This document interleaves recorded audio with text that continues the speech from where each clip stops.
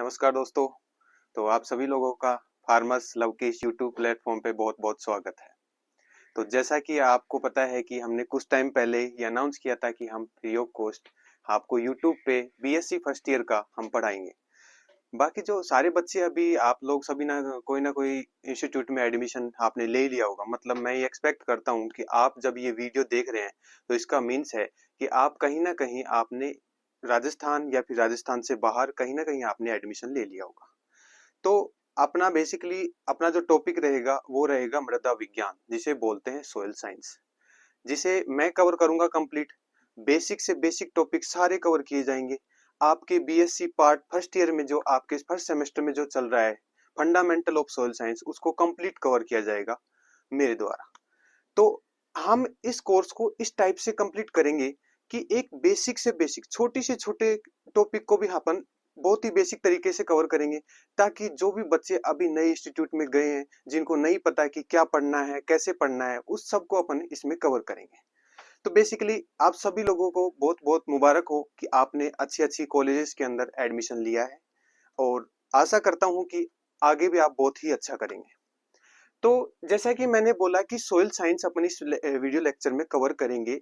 Basically जो आज what is soil, कि सोइल है क्या, ठीक है, उसके बारे में बहुत जरूरी है कि अपने को सबसे पहले ये पता होना चाहिए कि सोइल है क्या, बनी कैसे, फिर इसका क्या अपने एग्रीकल्चर में इंपॉर्टेंस है। अपन किसी भी कोर्स की जब स्टडी करते हैं तो इसका मीन्स है कि सबसे पहले अपने माइंड में एक ख्याल आता है क्या, कि हम इसकी स्टडी क्यों करें।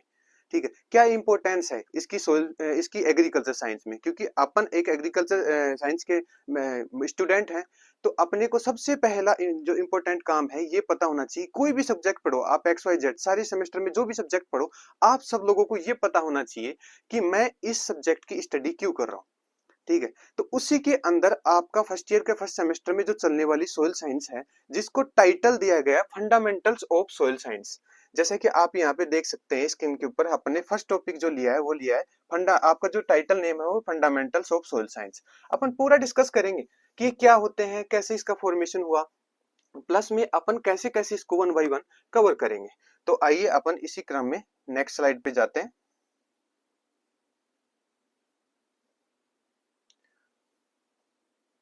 तो आप सब लोगों को ये स्क्रीन पे दिख रहा होगा, आपका बीएससी का ये फर्स्ट ईयर का फर्स्ट सेमेस्टर का ये क्या है, सिलेबस है। तो अपन इसकी सबसे पहले एक बार देख लेते हैं कि आउटलाइन की सबसे पहले अपने को स्टडी कैसे करनी है। ठीक है, देखो आपका जो कोर्स का टाइटल है या फिर कोर्स का जो कोड है वो क्या है, वो है आपका एस एस ए सी 111। तो इसका मीनिंग क्या होता है, कई बार क्या होता है कि आप जब जाओगे क्लासेस में बैठोगे तो प्रोफेसर आपको पूछ लेंगे, या फिर आप जब प्रैक्टिकल एग्जाम के लिए जाओगे तो मैक्सिमम टाइम सबसे पहला फर्स्ट ईयर में तो क्वेश्चन यही होता है एग्जामिनर का, कि आपने जो ये कोर्स पढ़ा है इसका टाइटल नेम क्या है, प्लस में इसका कोड क्या है। ठीक है, तो इसका जो टाइटल नेम है SSAC, इसका मीन्स है कि इसकी फुल फॉर्म अगर मैं बताऊं तो ये होता है soil science, soil S soil and science and agricultural chemistry, not agriculture, agricultural chemistry. इसका भी डिफरेंस आपको बताता हूँ कि एग्रीकल्चर और एग्रीकल्चरल वर्ड्स में दोनों में डिफरेंस क्या होता है मेनली, उसकी डिस्कशन अपन बाद में करेंगे। सबसे पहला है आपका कोर्स टाइटल, ठीक है, फंडामेंटल्स ऑफ सोइल साइंस। अभी एक बार बताओ, इसको फंडामेंटल्स ऑफ सोइल साइंस ही क्यों कहा अपन ने, अपन इसको ये भी तो कह सकते थे कि introductory of soil science, introductory of soil science. देखो इसका सीधा सा मीनिंग है कि आपने ट्वेल्थ पास किया, ठीक है, ट्वेल्थ पास किया ना, तो अभी 2 साल पहले ट्वेल्थ का सिलेबस चेंज किया गया था। आप सभी लोग इस चीज के लिए अवेयर हो गए, मेरे को जहां तक पता है 11th और 12th का दोनों का ही सिलेबस चेंज किया गया था। जब हमारे टाइम हम पढ़ते थे उस टाइम पे हमें सोइल साइंस का कुछ भी नहीं पढ़ाया जाता था, सिर्फ एक बेसिक पढ़ाया जाता था कि सोइल क्या है और अपन इसमें कल्टीवेशन करते हैं क्रॉप्स का, वो भी एग्रोनॉमी के अंदर कवर किया जाता था। ठीक है, इसका मीन्स है कि हम जब फर्स्ट ईयर में गए तो हमें नहीं पता था कि सोइल क्या है, क्योंकि हमने कभी नहीं पढ़ा था। बट आपके केस में क्या है, आप सब लोगों को आपने पढ़ा होगा, अभी 12th के अंदर आपने पढ़ा होगा या 11th में आपने पढ़ा होगा कि सोइल का बेसिक जो स्ट्रक्चर है क्या है। सोइल टेक्सचर पढ़ी होगी आपने, सोइल स्ट्रक्चर पढ़ी होगी आपने, आपने डेफिनेशन पढ़ी होगी सोइल की, है ना। सबने पढ़ा होगा कि क्ले होती है, सिल्ट होता है, ये पार्टिकल्स होते हैं, ये सब पढ़ा है ना आपने। इसका मीन्स है कि मैं बोलूं कि किसी पर्सन का इंट्रोडक्शन करना है, ठीक है, मैं कहूं कि मेरा इंट्रोडक्शन, आप मेरे को नहीं जानते मैं कौन हूं, तो सबसे पहले मेरे को मेरा इंट्रोडक्शन देना पड़ेगा ना। इसलिए अपने को सबसे पहले पता होना चाहिए कि सोइल है क्या। एक्चुअल में जिस चीज की अपन स्टडी करेंगे उसकी इंट्रोडक्शन हमें पूरा तरीके से पता होना चाहिए। तो हमने ये देखा कि इसको इंट्रोडक्टरी ना कह के इसको फंडामेंटल्स ऑफ सोइल साइंस कहा गया। इसका मीन्स है कि इंट्रोडक्टरी मतलब मैं ये मानता हूं कि आपने 12th क्लास में सोइल साइंस बहुत तरीके से पढ़ी होगी और आपको ही पढ़ाया गया है सोइल साइंस, ठीक है। मतलब हमारे प्रोफेसर और जिन्होंने ये बनाई है, जिन्होंने सिलेबस को बनाया, जिस कमेटी ने, उनका ये मानना था कि कहीं ना कहीं बच्चा जो बेसिक है, जिसका इंट्रोडक्शन है क्या होती है सोइल, वो कहीं ना कहीं 11th-12th में पढ़ के आया। इसका मीन्स है कि हमें सिर्फ वो पढ़ाने की जरूरत नहीं है, कि हमें इंट्रोडक्शन पढ़ाने की जरूरत नहीं है, हमें direct fundamentals of science soil science पढ़ाएंगे। अब डिफरेंस क्या होता है कि मैं बात करूं कि सर इसमें इंट्रोडक्टरी कर देते क्या फर्क पड़ता, बात तो वही थी। देखो इसमें ज्यादा डिफरेंस नहीं होता, एक माइनर डिफरेंस होता है। क्या होता है कि इंट्रोडक्टरी में क्या होता है, सिर्फ एक आउटर लेयर, सिलेबस की सिर्फ एक आउटर लेयर, मतलब कि आपको ज्यादा डीपली नॉलेज उसमें नहीं लेना था, ठीक है। लेकिन जिस सब्जेक्ट में आपको फंडामेंटल्स ऑफ सॉइल साइंस लगा दिया गया, इसका मीन्स है कि आपको उस सब्जेक्ट के बारे में बहुत ही बेहतरीन तरीके से जानने की जरूरत है, एंड डेप्थ। मतलब आप डेप्थ तक जाओगे उस नॉलेज की, क्या चीज होती है, कैसे होती है ना। तो आपका फंडामेंटल्स ऑफ सॉइल साइंस इसके अकॉर्डिंग आपका सिलेबस बना हुआ है, ठीक है। तो अभी देखोगे आप बीएससी के अंदर कि अभी जाने के बाद में आपके बहुत सारे कोर्स चलेंगे, वो चलेंगे इंट्रोडक्टरी से स्टार्ट होंगे, इंट्रोडक्टरी ऑफ फॉरेस्ट्री, है ना। ऐसे सब्जेक्ट वो चलेंगे जो सिर्फ आप अभी पढ़ने जा रहे हो, जिन्होंने जो सब्जेक्ट आपने कभी बीएससी सॉरी 12th या 11th में नहीं पढ़े हैं, मतलब उसके बारे में आप अब पढ़ोगे, इसलिए अपन उसको इंट्रोडक्टरी कह रहे हैं, ठीक है। तो आपको ये सब चीजें पता लगे कि फंडामेंटल्स ऑफ सोइल साइंस का, फंडामेंटल ऑफ एग्रोनॉमी का, या फिर इंट्रोडक्टरी ऑफ एग्रोनॉमी का। इसका मीन समझ गए कि आपको फंडामेंटल्स ही क्यों पढ़ाया जा रहा है। हमारे टाइम पे चलती थी ना, तो उस टाइम पे चलता था इंट्रोडक्टरी ऑफ सोइल साइंस। जैसा कि मैंने बताया कि हमें 12th और 11th में कभी भी सोइल साइंस के बारे में नहीं बताया गया। पर्टिकुलरली आपके तो जब एग्रीकल्चर केमिस्ट्री चलती थी, हमारे तो सोलली जो केमिस्ट्री होती थी, हमें जो बायोलॉजी के बच्चे होते थे उसी के साथ में पढ़ा के बैठाया जाता था पढ़ाने के लिए, ठीक है। तो मतलब आपकी जो क्लासेस है वो अलग होती है। आपकी जो केमिस्ट्री है पर्टिकुलर, उसमें ना आपको देखना कि आपको सोइल केमिस्ट्री बहुत सारी है, पीएच क्या होता है, ईसी क्या होती है, मिनरल्स क्या होते हैं, इसके बारे में। तो इसका मतलब है कि आपने ये डेफिनेशंस पढ़ी हुई है। बट आप डोंट वेरी, आप फिक्र ना करें, हम हर एक बेसिक कंसेप्ट को हम ये मान के चल रहे हैं कि आपने लाइफ में कभी भी सोइल साइंस नहीं पढ़ी, फर्स्ट टाइम आप पढ़ने जा रहे हो, तो उसी के अकॉर्डिंग आपको पढ़ाया जाएगा, ठीक है। अब बात आती है कि इसके सामने जो ये कोड है, सर ये क्या है, इसका मीनिंग क्या है। सर कई बार तो ये लिखा होता है 1+1, है ना, कई बार लिखा होता है कि सर ये 2+0।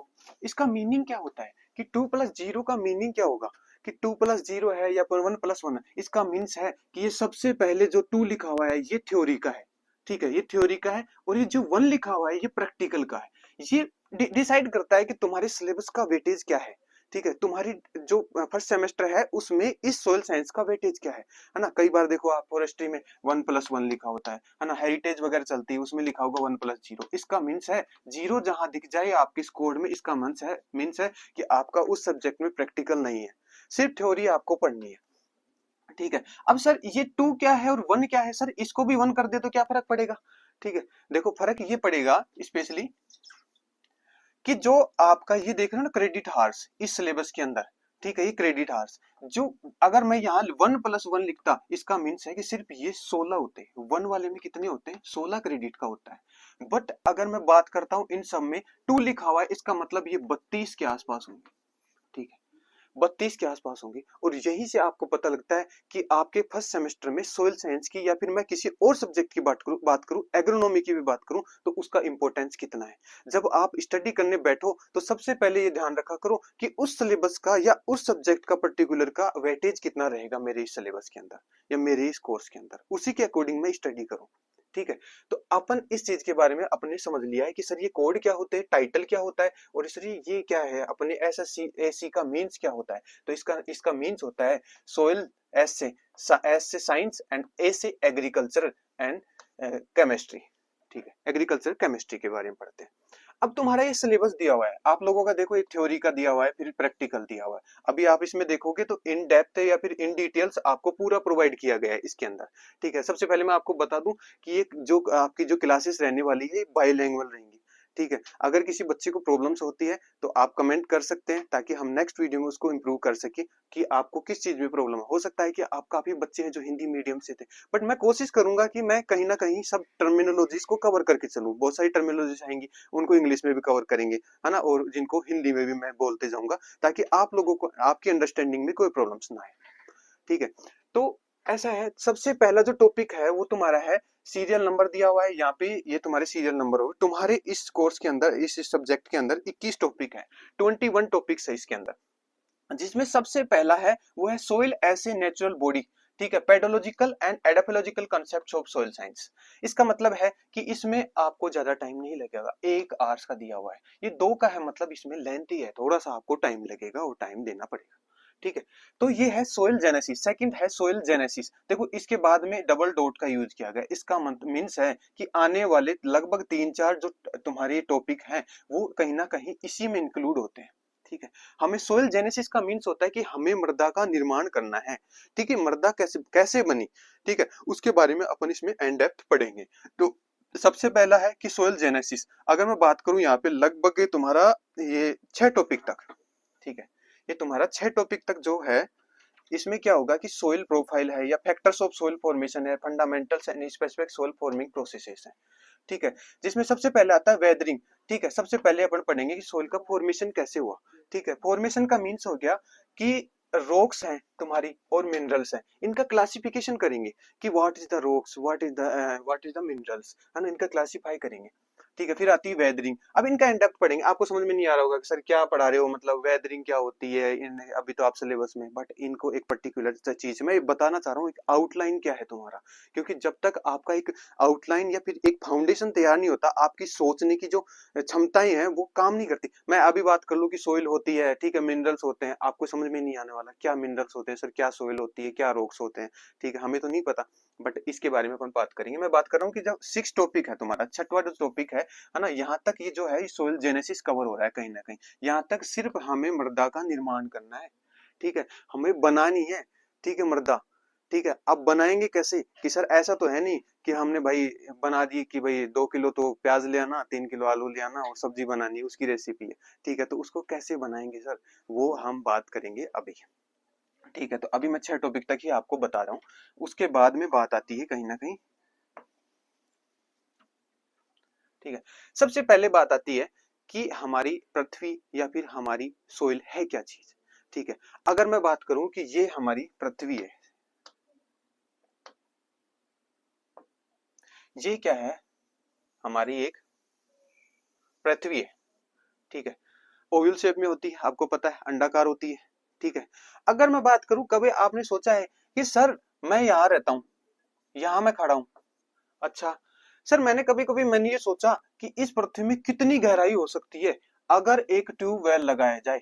ठीक है, उस ट्यूबवेल, आपके जो घर पे आप सब फार्मर फैमिली से बिलोंग करते हैं, ट्यूबवेल वेल जो बनाए जाते हैं, उनकी डेप्थ कितनी होती है, मतलब उनकी गहराई कितनी होती है, लगभग कितनी होती है, 600 फीट या फिर 800 feet, max to max 1000 feet. But पृथ्वी में आज तक किसी ने ये नहीं देखा कि इसकी डेप्थ कितनी है, टोटल डेप्थ की मैं अगर बात करता हूं तो कितनी है। ठीक है, तो इसकी बात ऐसी है,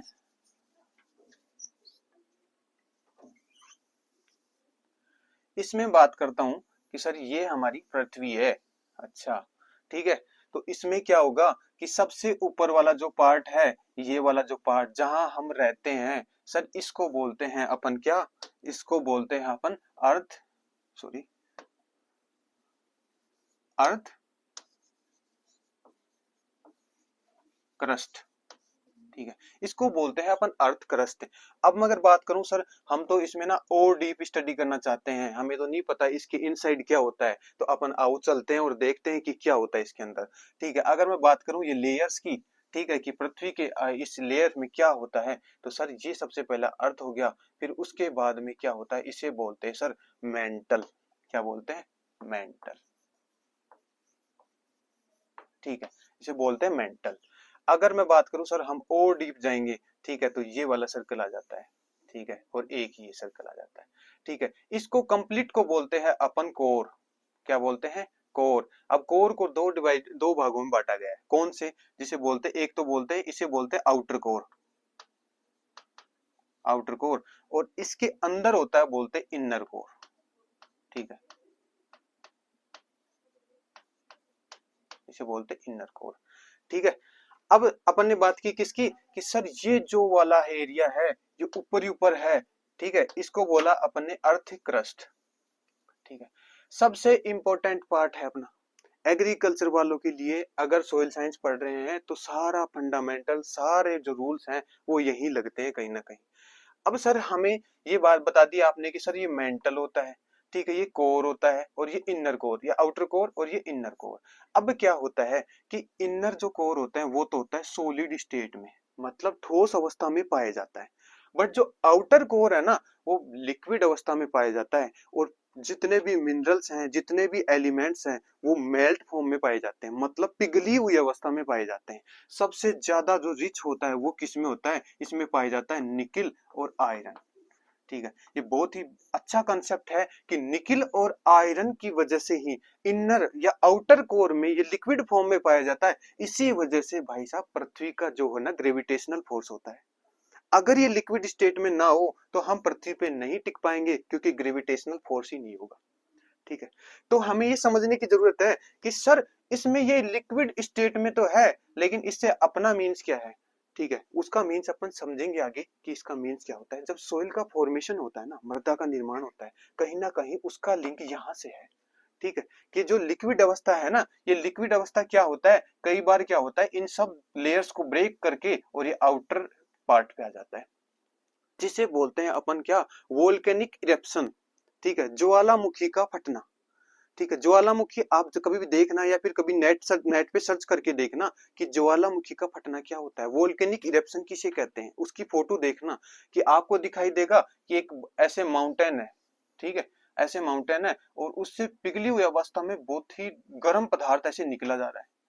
ठीक है, निकला जा रहा है, और ये सॉलिड अवस्था में चला जाता है। ठीक है, इसका मीन्स है कि कई बार यहाँ पे प्रेशर इतना हाई चला जाता है कि ये सारी लेयर्स को ब्रेक करके और यहाँ पर ये आउटर सतह पे आ जाता है। ठीक है, जिसे बोलते हैं वोल्केनिक इरप्शन। कहीं ना कहीं मृदा निर्माण की क्रिया यहीं से स्टार्ट होती है। ठीक है, तो ये तो बात थी तुम्हारी कि सर हमारी पृथ्वी में कितने पार्ट्स होते हैं, वो बात बताइए अपन ने। अर्थ क्रस्ट होती है, फिर उसके बाद में होता है सर मेंटल होती है, और फिर बाद में होता है कोर। कोर के दो पार्ट होते हैं, inner core and outer core. ठीक है, अब बात करते हैं अपन कि बेसिकली सोइल है क्या चीज। ठीक है, उसकी एक रिएक्शन अपन देखते हैं। तो कैसे होता है कि सबसे पहले तो क्या होती है? रॉक्स होती है, रॉक्स होती है। ठीक है, फिर उसके बाद में क्या बनता है, जिसे बोलते हैं पेरेंट मटेरियल, या फिर बोलते हैं रिगोलिथ। रिगोलिथ, और यहां से क्या बनती है? इससे बनती है ट्रू सोइल। अच्छा जी, ये बात है। तो अब ये बनी कैसे?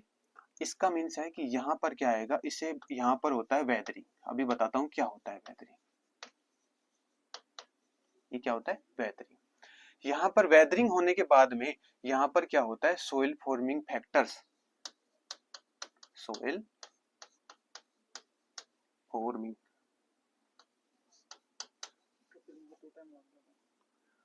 लगभग 20 मिनट। अच्छा अच्छा, okay okay. Soil forming factors, हाँ कोई दिक्कत नहीं। ठीक है, सोइल फॉर्मिंग फैक्टर्स होते हैं। ठीक है, अब ये वर्क कैसे करते हैं कि जो रॉक्स होती है ना हमारी, ये रॉक्स अपन ने बढ़ाया, चट्टाने। चट्टाने कैसे बनी? वोल्केनिक इरप्शन से बनी, अभी के लिए याद। अब सर इसमें वेदरिंग क्या होता है, ये क्या चीज है? तो वेदरिंग का मीन्स है कि चट्टाने जब छोटे छोटे टुकड़ों में टूट जाती है तो अपन उसको कहते हैं वेदरिंग। ठीक है, चट्टानों का छोटे छोटे टुकड़ों में टूटना उसे बोलते हैं वेदरिंग। आप कहोगे सर कि एक बात बताओ कि हम अगर जाके चट्टाने तोड़ रहे हैं तो क्या वो वेदरिंग है? यस, वो वेदरिंग है। आप अगर चट्टाने तोड़ रहे हो, आप अगर घर का निर्माण करते हो तो आप पत्थर तोड़ते हो। ठीक है, पत्थर का तो आप नहीं तोड़ते, जो बनाने वाला पर्सन है, मिस्त्री है, वो तो तोड़ता है ना। इसका मीन्स है कि जब वो पत्थर तोड़ रहा है तो नेक्स्ट टाइम उसको बोलना है कि आप वेदरिंग कर रहे हो। ठीक है, तो इसका मीन्स है कि छोटे छोटे टुकड़ों में तोड़ना ही क्या होता है, वेदरिंग होता है। तो रॉक्स क्या होगी, छोटे छोटे टुकड़ों में टूटेगी, और इससे बोलते हैं हम पेरेंट मटेरियल या रिगोलिथ। सर इसको सोइल क्यों नहीं कह सकते? नहीं, इसको सोइल नहीं कह सकते। क्यों नहीं कह सकते? इसमें सोइल की वो प्रॉपर्टीज नहीं है जिसको अपन सोइल कह सके। ठीक है, उन प्रॉपर्टीज के डेवलपमेंट के लिए हमें सोइल फॉर्मिंग फैक्टर्स और सोइल फॉर्मिंग प्रोसेस, इनको इस पे काम करवाना होगा ताकि हमारी ये ट्रू सोइल का फॉर्मेशन हो सके। ठीक है, कहीं ना कहीं हमारी सोइल में जो न्यूट्रिएंट आते हैं, आप पढ़ते हो प्राइमरी न्यूट्रिएंट्स होते हैं, सेकेंडरी न्यूट्रिएंट्स होते हैं, सर वो वेदरिंग के थ्रू ही आते हैं। ठीक है, कहाँ से आते हैं? वेदरिंग के थ्रू। तो अपन इन सब की चीजों के बारे में अपन ने जान लिया है कि सोइल क्या होती है। ठीक है, वेदरिंग क्या चीज होती है। अब अपन देखते हैं आगे। सबसे पहला बात होती है कि हमारी सोइल के बारे में, हम जिस चीज के बारे में पढ़ रहे हैं, तुम्हारा पहला टॉपिक, आप लोगों का पहला टॉपिक है वो क्या है कि व्हाट इज सोइल। ठीक है, पेडोलॉजिकल एंड एडापोलॉजिकल जो कॉन्सेप्ट्स हैं तुम्हारे, ठीक है, वो पढ़ने हैं अपने को। ठीक है, soil as a natural body, pedological and edaphological concepts of soil. ठीक है, अभी मोटा मोटे तौर पे मैं आपको अगर पढ़ाऊं कि सोइल, सोइल क्या है, एक लेटिन वर्ड है। ठीक है, हर एक वर्ड पढ़ोगे, एग्रोनॉमी है, एक्सटेंशन एजुकेशन है, आपके जितने भी सब्जेक्ट चलेंगे ना, वो कहीं ना कहीं क्या होते हैं, कोई ना कोई लैंग्वेज से डिराइव्ड होते हैं, मतलब उनका फॉर्मेशन वहां से हुआ है। ठीक है, अभी इसका जो मीनिंग है लेटिन में वो क्या होता है, वो होता है कि सोलम, और सोलम का मीन्स क्या होता है, फ्लोर या ग्राउंड हमारी लैंग्वेज में। ठीक है, तो ये हर सब्जेक्ट में आप पढ़ोगे। आप बीएससी एग्रीकल्चर में जब जाओगे या जा चुके हो, जब आप हर एक सब्जेक्ट को पढ़ोगे तो सबसे पहला काम यही है आपका। ठीक है, कि कौन सी लैंग्वेज का वर्ड है सर, ठीक है, और कैसे इसका डेरिवेशन हुआ, मतलब ये बनाया कैसे गया। ठीक है, तो ये आपका थोड़ा सा बोरिंग रहता है, बोरिंग मतलब कि हर चीज में रटना पड़ेगा, बट आप टेंशन मत करो, हम इसको भी इजी कर देंगे।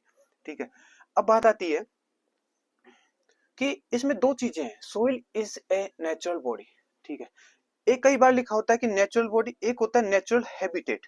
दोनों चीजें समझने की जरूरत है अपने को। नेचुरल बॉडी क्यों कहा, ये देखो साइंटिस्ट आए, उन्होंने कहा कि soil is a natural body, फिर दूसरे साइंटिस्ट आए, उन्होंने बोला नेचुरल हैबिटेट है। तो आप कैसे कह रहे हो कि नेचुरल बॉडी है? ठीक है, इन्होंने बताया कि नेचुरल बॉडी, हमने नेचुरल बॉडी इसलिए कहा है कि जो सोइल बनी है ना, उसका निर्माण कैसे हुआ है, उसका निर्माण हुआ है कि आपकी जो नेचुरल सबस्टांस है, चाहे रॉक्स हो चाहे मिनरल्स हो, उन पे जब नेचर के जो एजेंट्स हैं, टेम्परेचर है, आपका एयर है, ये सब एक्ट करते हैं तो हमारी सोइल का फॉर्मेशन होता है। तो हम सर इसलिए अपन इसको नेचुरल क्या कर रहे हैं, बॉडी कह रहे हैं। बट सर ये नेचुरल हैबिटेट क्यों कहा? नेचुरल हैबिटेट का मीन होता है सर कि नेचुरल हैबिटेट का मीन्स हुआ कि अभी दो बात करेंगे अपन, एक तो होती है पेडोलॉजी। ठीक है, क्या होती है? पेडोलॉजी, और एक होती है एडापोलॉजी। आपके सिलेबस का फर्स्ट टॉपिक देखो ये रहा। ठीक है, इसमें है पेडोलॉजिकल एंड एडापोलॉजिकल कॉन्सेप्ट्स। ठीक है, तो जो नेचुरल बॉडी अपन ने कहा, ये कहा अपन ने पेडोलॉजी के अकॉर्डिंग, बट नेचुरल जो हैबिटेट है वो किसके अकॉर्डिंग कहा अपन ने? Habitat, natural habitat. हैबिटेट का मीन्स होता है जहां अपन रहते हैं। ठीक है, अपन रह रहे हैं, हमारा हैबिटेट क्या है कि हम ग्राउंड, ठीक है, या फिर लिथोस्फीयर में रहते हैं। अभी बात करेंगे हाइड्रोस्फीयर क्या होता है, एटमॉस्फेयर क्या होता है, लिथोस्फीयर क्या होता है। हम जिस ग्राउंड पे रहते हैं ना, ठीक है, उसकी बात करते हैं कि हम जिस घर में रहते हैं हमारा हैबिटेट कैसा है। ठीक है, वैसे करके हमने कहा कि नेचुरल हैबिटेट है, बहुत सारी नेचुरल लिविंग ऑर्गेनिज्म पाए जाते हैं, चाहे माइक्रो ऑर्गेनिज्म हो या फिर अपने प्लांट हो, वो सब कहाँ रहते हैं, वो कहीं ना कहीं सोइल के अंदर रहते हैं। ठीक है, सोइल के अंदर रहने का मीन्स, तो इसलिए हमारे साइंटिस्ट साहब ने ये कहा कि सर हम इसको तो नेचुरल बॉडी ना कह के हम इसको नेचुरल हैबिटेट कहेंगे। ठीक है, अभी एक बार बता दूं आपको कि सोइल साइंस की स्टडी अपन ही नहीं करते। ठीक है, अपन एक सिर्फ सोइल साइंस के एक पार्ट की स्टडी करते हैं। ठीक है, हो सकता है कि आप सबका उद्देश्य अलग अलग हो सकता है। सिविल इंजीनियर है, वो भी एक सोइल की स्टडी करता है। ठीक है, आप एग्रीकल्चर के हो, आप ही ज्योग्राफी वाला ज्योग्राफी इसकी भी स्टडी करता है। इसका मीन्स है सबका उद्देश्य अलग अलग है। सोइल की स्टडी सब कर रहे हैं लेकिन सबका उद्देश्य अलग। हमारा उद्देश्य क्या है कि हमें प्लांट को सोइल में ग्रो करवाना है, क्योंकि एग्रीकल्चर साइंस हमने ली है। इसका मीन्स है सोइल की स्टडी अगर कर रहे हैं तो हमें ये जानना है कि कौन सा बेस्ट तरीका हो सकता है कि हम सोइल को मैनेज करें। ठीक है, लॉन्ग टाइम तक हम सस्टेनेबल उसमें रह सके। ठीक है, तो इन सब के लिए अपन स्टडी करते हैं, तो सबका पॉइंट ऑफ व्यू अलग अलग हो सकता है, लेकिन सोइल साइंस की स्टडी सिर्फ अपन नहीं करते, बहुत सारे लोग करते हैं। हमारा उद्देश्य है कि हम सिर्फ फोकस करें किस पे, कि प्लांट की ग्रोथ किस फेवरेबल कंडीशंस में हो सकती है, कौन सी सोइल उसके लिए फेवरेबल है। ठीक है, तो अपना जो एम्फासाइसिस रहेगा, मतलब मेन उद्देश्य रहेगा वो नेचुरल हैबिटेट को कवर करना है, नॉट दी नेचुरल बॉडी। सिर्फ इसको अंडरस्टैंड करना है, एक पार्ट है तुम्हारा कि सोइल फॉर्मेशन कैसे हुआ, इसका जो पार्ट है सिर्फ वो नेचुरल बॉडी के अंदर आता है, या फिर बोल सकते हुए को पेडोलॉजी के अंदर आता है। तो ये तुम्हारा कॉन्सेप्ट यहाँ पे होता है खत्म, कि सोइल क्या है, नेचुरल बॉडी क्यों कहा, नेचुरल हैबिटेट कहा। ठीक है,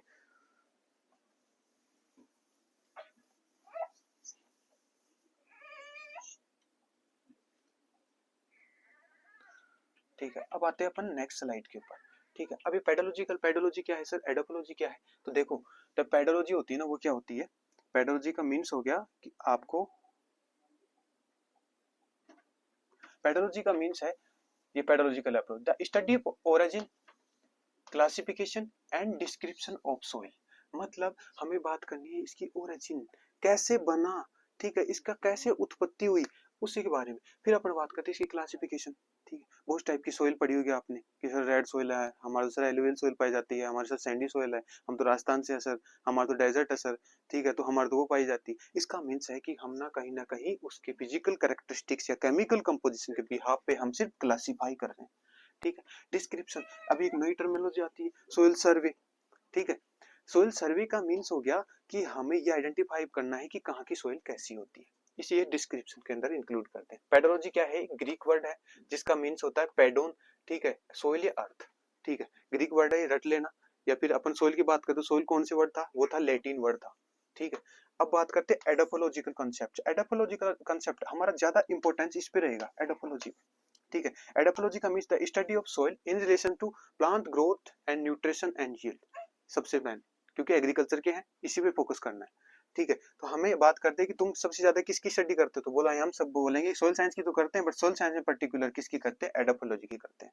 ठीक है, प्लांट की ग्रोथ, न्यूट्रिशन और यील्ड के लिए। एडोपोलॉजी है वो ग्रीक वर्ड है, ठीक है, आपने ये भी ग्रीक वर्ड है पेडोलॉजी भी, जिसका मीन्स है सोइल या ग्राउंड होता है। ठीक है, अभी नेक्स्ट अपन बात करते हैं नेक्स्ट स्लाइड पे। ठीक है, अब इसकी डेफिनेशन आती है, बहुत सारे साइंटिस्ट आए जिन्होंने अलग अलग डेफिनेशंस को कवर किया है। सबसे पहले जो साइंटिस्ट है वो है वीवी डोकुचेव, सॉरी, सबसे पहले जो साइंटिस्ट आए वो कौन थे, वीवी डोकुचेव, जिनको अपन बोलते हैं father of soil science. Father का मीन्स है कि इन्होंने इतने इंपॉर्टेंट काम किए सोइल साइंस के अंदर, तो हमें क्या कहना पड़ेगा इनको, फादर ऑफ सोइल साइंस, कि किसमें, वर्ल्ड के अंदर। बट इंडिया में बात करता है तो हमारा आ जाता है JW लीथर, JW लीथर। ठीक है, ये याद कर लेना। फिर आता है हमारा फर्स्ट वन है डोकुचेव, इन्होंने कहा है soil is a natural body. ठीक है, ये फर्स्ट टॉपिक है, फर्स्ट पार्ट है इसका, कि हमने डेफिनेशन के अंदर पॉइंट्स को पकड़ना है। नेचुरल बॉडी क्या है, compost of mineral and organic constituents. अभी मिनरल क्या होते हैं, ऑर्गेनिक कॉन्स्टिट्यूएंट क्या होते हैं, इन सब के बारे में अपन पूरा डिटेली डिस्कशन करेंगे। Define soil genesis and distance nature of its own. ठीक है, क्या होते हैं, फिर जोफिया है, ठीक है, Joffe and Marbut. Soil a natural body developed by the natural forcing acting and natural materials, pedology की जो डेफिनेशन दी थी वो। फिर आता है बकमैन एंड बेडी, ठीक है, इनकी डेफिनेशन ये थी, ग्रोथ से रिलेटेड इन्होंने कहा था। ठीक है, तो ये कंप्लीट होता है आपका। और फिर आता है कंपोनेंट्स ऑफ सोइल साइंस, इसकी अपन अगले वाले लेक्चर में इसको कवर करेंगे। ओके सब लोगों, थैंक यू।